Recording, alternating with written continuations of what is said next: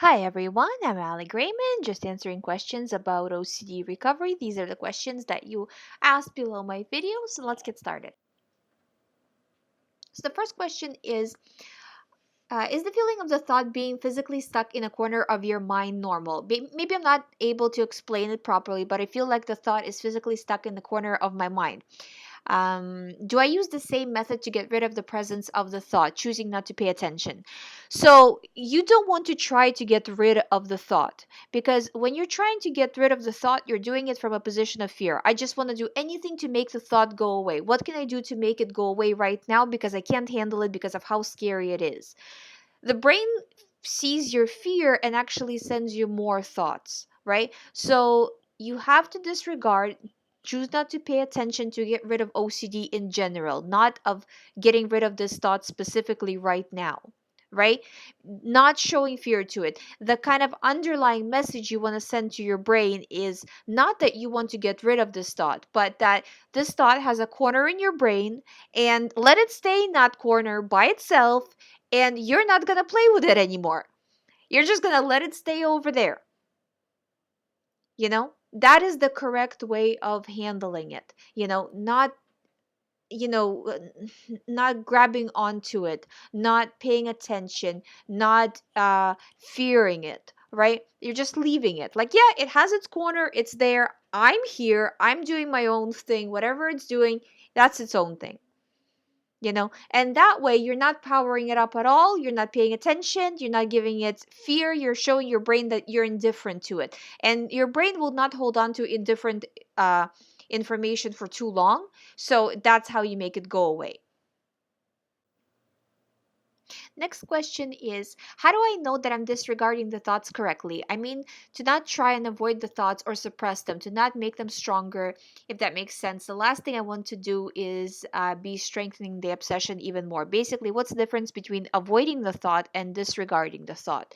So when you're avoiding the thought, you're doing it with fear. I'm so afraid, I'm not going to pay attention to the thought. I can't, I'm just, I'm scared, right?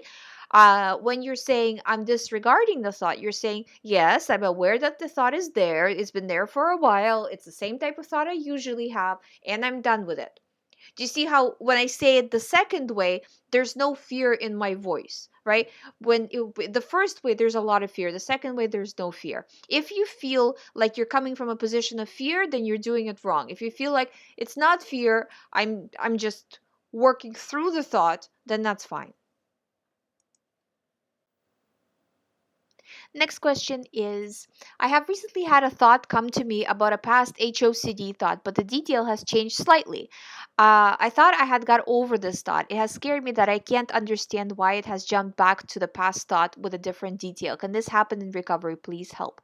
Yes, it can happen in recovery as you're going through the process. Basically, you have to understand your brain doesn't really care what you are worried about. It doesn't care where you're getting the anxiety from, as long as you're reacting with a lot of fear.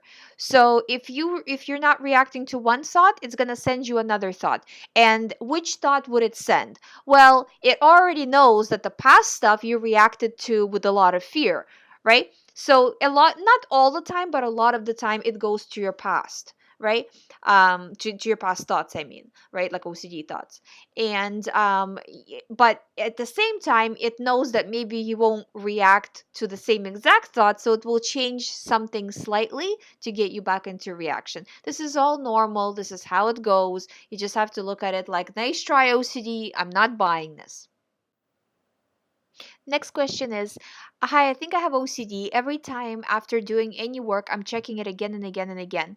And also, I will arrange things which are not in proper manner. I will wash my hands every time. If I had not done these things, I feel that something will happen. Please help me. Yes, that sounds like OCD. Okay, so what I do usually with clients in this situation, right, is we will take the things you do. First of all, make a list of everything you do, okay? And from that list, take a look at what is the most doable thing to eliminate, right? Like what is something you can somewhat easily eliminate. If there's nothing you can eliminate, then at least start to reduce it. So try to reduce 5% of what you're doing, then 10% of what you're doing, and then keep going more and more and more until you get through it. Okay, so just kind of step by step. So next question is, guys, I really wonder something. We say that the content of OCD is irrelevant and meaningless. Then we said that it's not 100%. So how can we say that it's absolutely meaningless? Isn't that mean there's some meaning to it even if it's very small? I really get stuck here. So with OCD, people want 100% certainty. The person says, if I can't get 100% certainty, that must mean I'm in danger. But if you look at it, for example, do you worry about getting hit by lightning? Right, there is a point whatever percent chance of getting hit by lightning.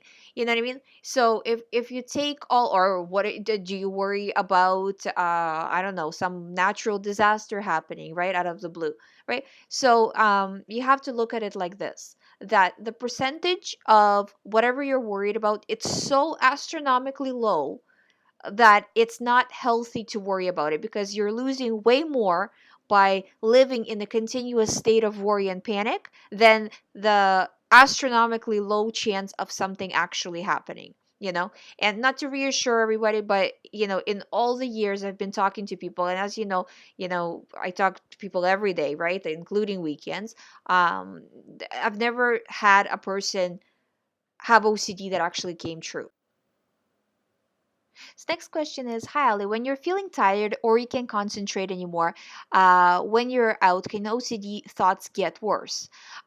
Yes, and this goes back to, every time, almost every time I have a session, somehow we get on the topic of stress and how it relates to OCD, because I find that when you are going through recovery, the stress plays a crucial role. You know what I mean? Because you're already stretched to the limit, with having OCD thoughts, which is extremely difficult, just having OCD thoughts. Then you're now putting the process of recovery, which is difficult. And then if anything else happens in real life, right?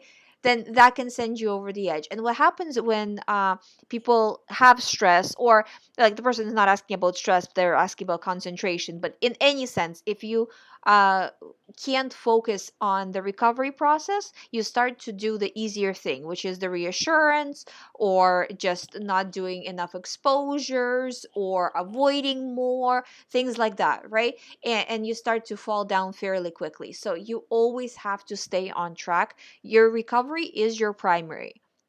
So if you're stressed, if you're tired, fix those things to make sure you have enough room for recovery. Because if you don't recover from OCD, and like I always say, recovery is up to you.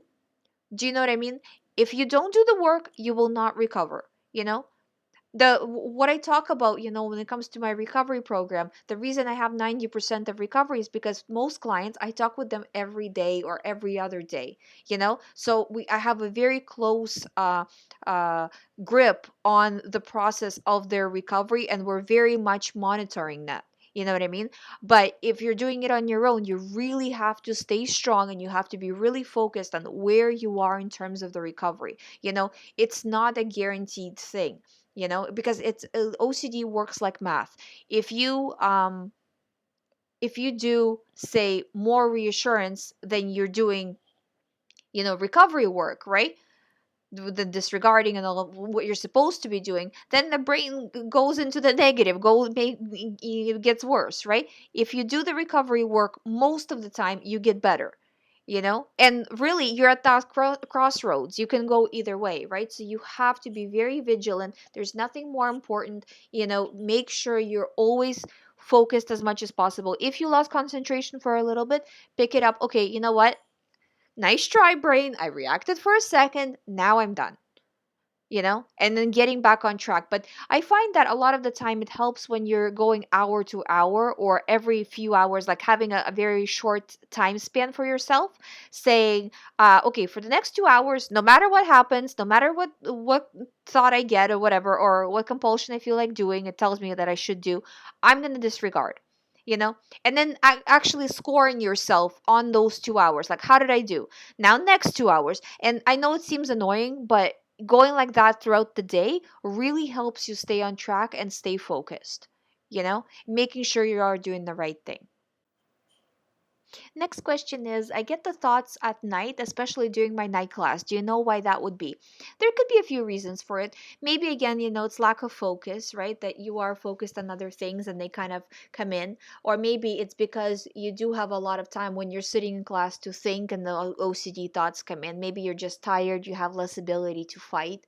What I would suggest is, now that you know this pattern, right? Being more prepared. So before you go into the night class, prepare yourself that I will get an OCD thought. When I get it, I'm right away going to disregard. You know what I mean? So you have that schedule kind of plan for yourself already. Even if you have to write it down somewhere when you're having a stronger moment, right? Write down like, this is OCD, I'm not doing this, I'm done with it. And then take a look at it when you are having a weaker moment, so you're more prepared. If you're more prepared, it's not going to hit you as hard and you're going to be able to get out of it a lot faster. Next question is, what about thoughts that make you angry and bitter?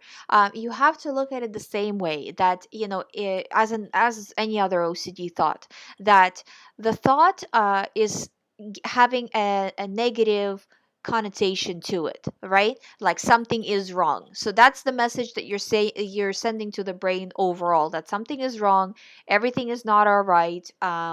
And the brain's like, okay, don't worry. I'll send you a million more thoughts to protect you. I've got this. Don't worry. You know what I mean? That's not what you want. So you want to treat these thoughts as the same as any other OCD thought. And these emotions can come up, but don't develop them further. Like, you're getting the emotion that you're angry, that you're bitter, and you have a right to be honest, right? Dealing with this OCD, and why me? And we've all experienced this, right? I certainly experienced when I was going through the process of recovery, right? It's like, it doesn't seem fair that you have to deal with this and all of this kind of stuff, right? But you have to look at it that for the recovery purpose, it's not healthy to think this way. Everybody has different things that they go through. This happened to be your thing. That's all it is. You're pushing past it, you're getting out of it. This is only a temporary situation, right? So not allowing yourself to go into it, right? So when the thought comes in, why me? This is so bad, blah blah blah. That thought came into your mind, and then what is your response? If you respond with more thinking about it, right? Then it's just going to get worse, right? But if you're going to say that this is temporary, it's fine, whatever, I'm dealing with it, then it's not getting power. You're sending a correct message to your brain that I'm in control, everything is fine. It might not be fine right now, but it's workable, it's doable, it's fixable, right? That's the message that you want to send to your brain, that you're very much in control and that nothing is really truly wrong. And then it just recovers faster when overall the message is the same across the board. So next question is, how do you stop negative thinking of OCD? And again, just like the previous question, right? You want to look at it the same exact way, that it's a temporary thing. I'm fixing it. And again, don't try to make the thoughts go away. Just don't respond with fear. That's the big message here. Next question. This is a very interesting question. Is OCD caused by a chemical imbalance? I really need to write this down so I can do a separate video on it because it's very important. Okay. Let's continue with what we were saying in the previous question so I can explain this one a little bit more. If you are saying to your mind, this is dangerous, this is important, I'm in some grave danger, right? What is your mind supposed to do with that information? Your mind is supposed to bring up stress hormones to get you ready, to get you into a fight or flight mode, right? So it balances the chemicals to fit the situation. If you're saying that everything is fine, rose colored glasses kind of idea, right? It again rebalances the brain to fit the rebalances the chemicals to fit the situation, you know? So it's not OCD. The thought and the reaction causes chemical imbalance, which is the same thing as causes OCD. Kind of, right? I hope you understand what I'm saying here. So it's basically you're setting the tone. You're telling your brain what to do. It's the brain is balancing things based on what you're saying. So if you said to your brain you're in danger, it's gonna push the balance to be in the danger, like as if you're in danger, fight or flight mode, right? If everything is happy, then everything is happy. It lowers the stress hormones. So that's why it's very, very important. Every time you get an OCD thought, don't think of it as like, oh, well, just a little bit here, a little bit compulsion there. Your brain is really counting every second of every day. So the more vigilant you are with this, not to an obsessive level, because you don't want to get into that, but just trying to be very vigilant with, where are you in terms of, how is your thinking, right? Are you reacting with fear? Are you telling your brain to create a fear based chemical balance? You know what I mean? Like that, just so kind of treating it that way. And it's very, very important to do it that way. Somebody asked, how can I contact you? If you would like to do the recovery program, you can go to youhaveocd.com. If you would like to ask a question for me to answer on YouTube, please leave it below this video or any of my other videos for that matter. Because I get it all kind of in a row, so it doesn't matter which video you leave it under. This is the end of today's video. If you have not subscribed to this channel, please subscribe. If you have questions, please leave them below the video. If you'd like to do the recovery program, like I said, the information is on youhaveocd.com. Thank you guys so much for watching. I'll see you in the next video.